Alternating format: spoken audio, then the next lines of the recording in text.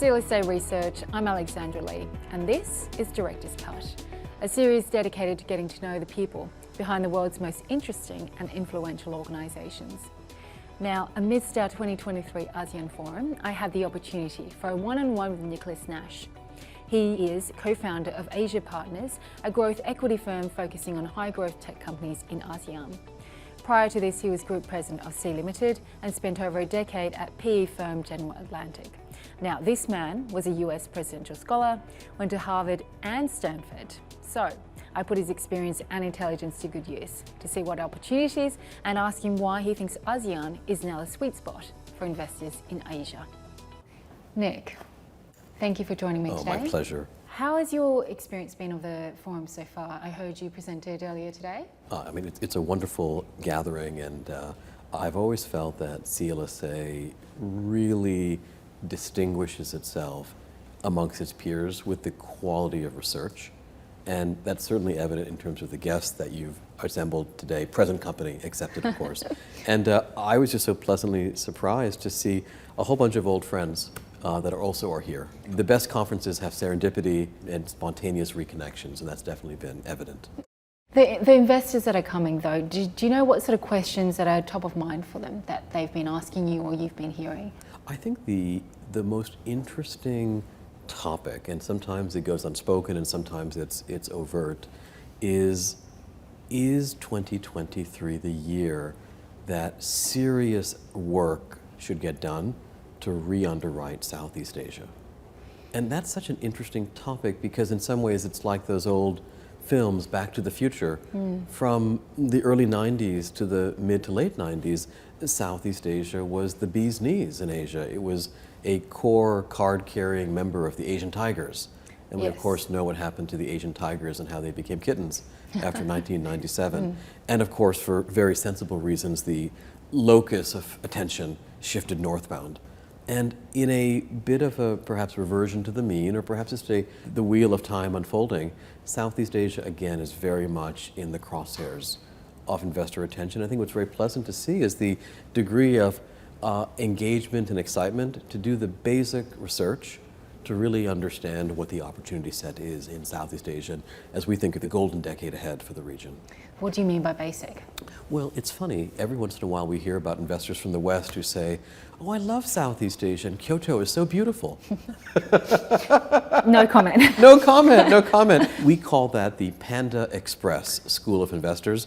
Any American airport has a Panda Express, which I think has General Gao's chicken, Korean kimchi, sushi, and they might even throw in a samosa for good measure. And of course, I think we would all recognize living here that there's a little bit more nuance and complexity to Asia. Right. We often joke that investors in the West spell Asia with 5 letters. Did you know that? No, I don't. Well, it used to begin with Japan. It was pronounced Asia for some reason. And then in the 90s, it was very briefly Tiger. The Asian tigers were a big deal. More recently, it's begun with a China. I suspect in the 2030s, it'll be spelled India. But Asia is never quite spelled with 4 letters. So a big part of, I think, what we're trying to do is to bring some of that regional diversity and choice that investors have back into the conversation. Okay, well then why don't you explain to me why you think ASEAN is becoming the sweet spot for investors again in Asia? I don't think any honest answer to that can begin other than by saying ASEAN cataclysmically owned gold itself back in 1997. We still remember the grainy television footage of the Asian financial crisis and stockbrokers in Hong Kong, sort of losing their minds. ASEAN fell off the map because of self-inflicted wounds. Of over-leverage and FX imbalances in terms of US dollar debt and local currency revenues, and it wasn't a moment in which much of the region covered itself with glory. And it just so happened that around the same time, our friends to the north joined the WTO, and a 20-year boom in the north occupied a very fair amount of folks' imaginations and certainly replenished their coffers that had been impinged on by the share price reductions of 97. Quietly, behind the scenes, that Asian kitten has become a tiger again. And it's happened almost underneath all of our noses. Indonesia crossed over $1 trillion of GDP not too long ago in the past. The region itself is in a sweet spot of affluence that in current dollars is between $4,000 and $8,000. When countries transit that zone on their dreams of ever rising prosperity, the companies that go public in that transitionary zone of 4 to 8K often go on to be very successful. In fact, the companies of China's 4 to 8K zone many years ago are today 58, 59% of China's tech market cap. Ditto for Korea. So quietly behind the scenes, the region has been catching up to its potential, but one thing has changed in a non-linear way, which is for the very first time, entrepreneurs are now building pan-Southeast Asian businesses. Now, in the past, you'd probably have a business doing something in the Philippines, and you'd find a very thoughtful family to work with, and a business in Indonesia, and you'd find a family to work with, and you might have a thesis, but it was a patchwork quilt of operations across the region, particularly if it involved real estate or manufacturing or mining. Internet changed that. For the first time, you could build a C across all of Southeast Asia. C, as of today's filming, is a $45 billion market cap company that did its first EBITDA positive quarter, which is fantastic. You could have a Grab, which is a roughly $10 billion market cap company, which now has ride-sharing operations across the entire region. And that unifying addressability was what took a small margarine company in the Netherlands and made it the Unilever of Europe. It took a biscuit company and a tea and coffee company in Switzerland and made it the Nestle of Europe. So this is in some ways Southeast Asia's Europe moment. You're actually building real businesses that tap upon the entire $4 trillion of GDP and not just any one pocket. Two things I'm going to say to that. I'm going to argue against the quietly approach, because I think if you've been watching ASEAN, it wouldn't have been so quiet, right? You're very right, Alexandra. You're absolutely right. It's just that most people weren't watching. Fair point. And that's the problem. But you're absolutely right. So second thing, you mentioned Indonesia, but any other markets that you think are worth watching? I think what's true about ASEAN is that every country has something very good going for it. Thailand is the most underappreciated capital market in Asia. If you look at which ASEAN country has produced more IPOs in the past 5 or 6 years, most people would say, just on instinct, Singapore. Actually, it's Thailand. Thailand's done a very good job of creating $100 million or greater IPOs. Which country has the largest population? Of course, people know that's Indonesia. Which country has the most programmers? People would say Singapore. Actually, today it's Indonesia. There are more Python and Java and JavaScript programmers on LinkedIn from Indonesia now than there are in Singapore.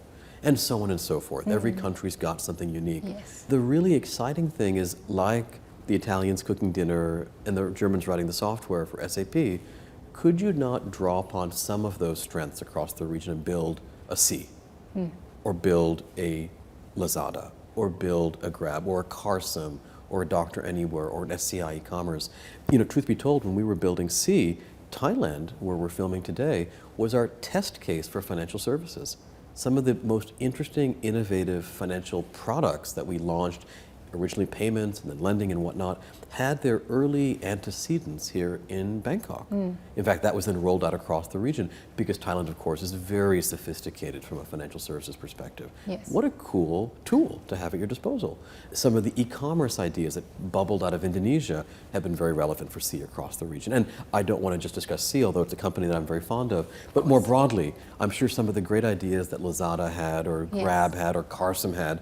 Carsome's a great example. It's a company that we hope will one day be a great public company, and they were founded in Malaysia. And they're bringing terrific expertise on how to do automobile commerce across now the entire region. So my answer as to which country makes sense is actually all of them. So we're going to talk companies. You did mention quite a few of them, including your favorites. But Gojek, what do you like most about Gojek? Well, I'm very fond of Andre, and I'm very fond of William, who runs their Tokopedia division. But I think that without picking any one particular company, what I'd say is that each of what we call the big 8 have done something quite unique. Between 2009 and 2012 was a remarkably fecund, remarkably productive 3-year period. It went unrecognized at the time, most of all by myself. I only invested in one of those 8 companies. But C, Lazada, Grab, Zalora, they were the 4 of the big 8 that were regional. Tokopedia, Gojek, Traveloka, Bukalapak. They were the 4 that were Indonesia. And together, those 8 companies have seeded, if you will, the galaxy. Those supernovas Yes. have produced elements that then you find elsewhere. Let me give you a perfect example. One of our portfolio companies, Shopback, 22% of their entire employee base are alumni of the Big 8. So what you're starting to see is you graduate from primary school at one of the Big 8, and your next career mission, your next assignment, might be in a, call it, next-gen company, the product off the original Big 8. So what I like about Gojek is that it's one of those 8 companies that really pioneered the ecosystem at the very beginning. What's your proprietary matrix for Zalora, Grab, and ByteDance? It's a very interesting question. If I try to apply it from the research lens of CLSA, and I try to avoid the minefields of looking for single silver bullet answers, but to take a sort of a nuanced approach, one of the most useful analytical lenses for looking at Southeast Asia, not just from an intellectual perspective, but from a capitalism perspective, is to say, who are all of the technology businesses that ever went public in China? And there's a very long scroll you could unfold of those names. But let's now do a little bit more organizing. Let's sort them by year of IPO. Okay, now you have a timeline. And then let's just broaden that timeline in one more dimension. Let's sort them by business model. And what you see unfold is beautiful. The first wave of IPOs were in telecommunications, the railroad, if you will, as opposed to the cargo. And a whole wave of terrestrial landline communications, data centers, mobile towers, mobile wireless. It's become so foundational that it's almost ubiquitous. We don't even talk about those companies anymore because they become quite mature. Yes. There was a second stage that was Web 1.0. And no one called it Web 1.0, just as they didn't call it World War I at the time. They presumed it was the war to end all wars. But the Web 1.0 firms of online games and online travel and, for example, online advertising, they actually seed not just the idea of using the internet for applications, they seed the talent. It's very interesting, for example, that the CEO of Alibaba, Daniel Zhang, is the former CFO of Shandai Games. That's a Web 1 company. The CEO of Uber in America used to be the CEO of Expedia. Yep. That's a Web 1 company. Yep. So those guys don't just create interesting businesses, the guys and gals that work there end up working and founding the next generation of companies. Stage 3, e-commerce. And just like a mall in Hong Kong or Bangkok, you've got the big, splashy, multi-story department stores, and then the more verticalized commerce, the Zara's versus the Takashimaya. You see that with Shopee, which is a giant marketplace, or Tokopedia, or Tmall. And then you see the more specialized marketplaces like Carson, that's doing a fantastic job in auto, or SCI, doing a very special job in cross-border e-commerce. The final stage, and we sometimes call this the kicking and screaming stage, because it's all the industries that thought the internet wasn't ever going to really apply to them. But eventually it happens, of course. The inevitable succumbs. Restaurants, financial services, lending, insurance. And ironically, many of these sectors were so information driven, like insurance, they could have gone out of the gates right away. But they're often driven by legacy broker networks or agent networks that have a strong offline incumbency. But sooner or later, online insurance takes place and restaurants begin delivering through apps and so on and so forth. Those 4 stages are playing out in a very similar fashion in Southeast Asia. And one only has to simply take inventory of which of those models, row by row, stage by stage, have already gone public. But let it be said, there's only one publicly traded online travel company in Southeast Asia. There are many in China. There will be more. A Red Doors would come to mind. Let it be said that there ought to be multiple wealth management companies that are publicly traded in Southeast Asia. In healthcare, none really in online healthcare. A Doctor Anywhere ought to make a fine contribution to that. So one can almost build an advent calendar, like the chocolates at Christmas time, and say that the Chinese market is opened up all the way to December 24th and gobbled those down. We're perhaps on December 14th. So we have a few more chocolates still to open. I'll look forward to it. Those stages that you talked about, everything in hindsight makes sense. But are you surprised by the transition? What do you expect next? As the opticians say, hindsight is 20/20. Exactly. I think what is important is to ask a couple questions, and sometimes just asking the question even without a clear answer is a starting point to have the conversation. Question number 1, is the 10-year time shift that C evidenced, where you basically had a 2017 IPO for C and a 27 IPO for Alibaba.com, the first e-commerce IPO in China. Is that 10-year gap fixed, or could it compress? There are some signs it's compressing. Grab and Didi went public at about the same time, and others will be a 4-year gap or a 5-year gap, but in general there is often a loose gap. But that's something to think about. The second thing is, as much as China is a terrific commercial role model for the IPOs that'll follow in Southeast Asia, could there be other sectors that China perhaps didn't specialize quite as much in, but might be relevant? Here, actually, looking at other parts of Asia is very instructive. If you look at the mix of market cap in China, it is very much dominated and weighted towards consumer internet. Whereas if you were to look at the mix of market cap in other parts of Asia, it's more dominated by semiconductors. If you look at India, the single biggest chunk by far is offshore IT services, TCS, Infosys, Wipro, and others. So could there be a slightly different meal cooked in Southeast Asia? Perhaps. I don't quite see the offshore IT services growing quite as quickly as in India. Although truth be told, Makati City in the Philippines is one of the great clusters for BPO. They just tend to be subsidiaries of other public companies in the world. However, two things come to mind, and perhaps we can chat 10 years from now and see how it all shakes out. Number one, software. You know, there's a funny thing about the software industry. You ever notice how a software founder is often a computer scientist with a very strong coding background, and her successor in the business is a 6'2" person playing golf, who's got that CEO from Central Casting sort of look about her or about him. And the reason for that is that actually software needs to get sold. And software is only partly about the product. The reality is that in Southeast Asia, Singapore has become such a hub for global companies to station executives. 25% of all Asia Pacific, and APAC roles now sit in Singapore. Second to no other city. Hong Kong is 11%. As a result, we think it's very likely, and frankly a missed opportunity if Singapore does not, create a thriving software industry, because the buyers are there. The second is semiconductors. And Southeast Asia has again quietly become one of the world's powerhouses for semiconductor manufacturing. Credit the Koreans in Vietnam for setting up facilities there, but others as well, Malaysia, Singapore. I personally don't see a world in which Southeast Asia, in the new geopolitical realities, doesn't play a very significant role in software. The key question for that will be, are the governments willing to spend the kind of money that the Taiwanese authorities did to develop a TSMC and an entire ecosystem around it? Because semiconductors, it's not for the faint of heart. It is a $100 billion capex industry.